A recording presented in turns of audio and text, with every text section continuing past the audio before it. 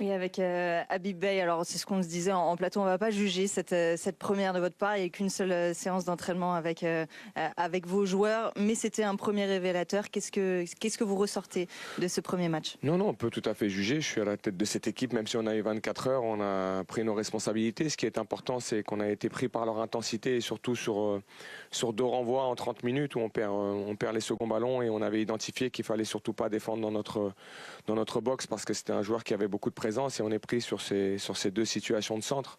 Derrière, on a eu 10 minutes difficiles après le deuxième but où ils ont plusieurs situations. Et la deuxième mi-temps était plutôt à sens unique. Ils ont une situation, je crois.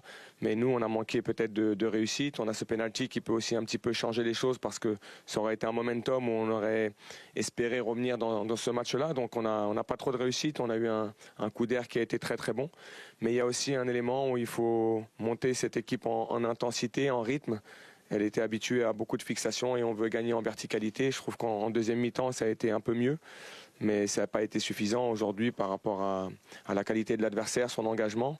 Et puis le fait que il y a un petit manque de confiance qu'il va falloir soigner pendant cette petite semaine de stage qui va nous permettre de nous retrouver ensemble et de gagner sur cette confiance-là.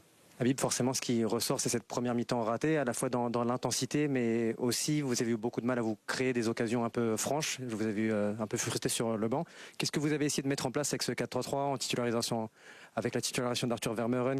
Comment vous vouliez ouvrir ce bloc brestois finalement? Non, je pense que en fait, on a identifié qu'on avait des joueurs qui étaient très attirés par la fixation et donc on voulait absolument garder nos 2 relayeurs au-dessus de la pression. Et sur la première période, malheureusement, on a été très en dessous de la pression. Donc on a en fait attiré leur pression à eux et on a eu du mal à aller chercher cette profondeur. Et c'est pour ça qu'en deuxième mi-temps, on a fait rentrer Obama pour avoir un petit peu plus de poids dans notre pressing et un petit peu plus de verticalité. Mais il faut qu'on arrive à toucher nos positions extérieures beaucoup plus vite.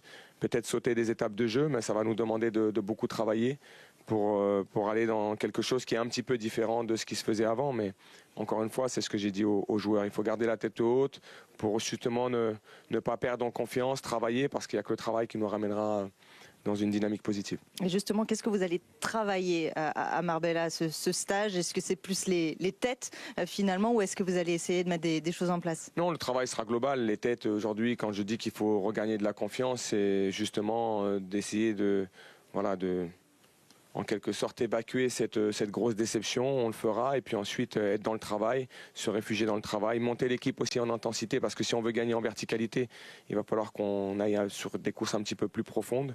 Mais encore une fois, il y a beaucoup de qualité dans cet effectif. C'est un club qui doit revenir dans une dynamique positive et on va s'attacher à le faire jour après jour. Merci beaucoup, Habib. Merci à vous.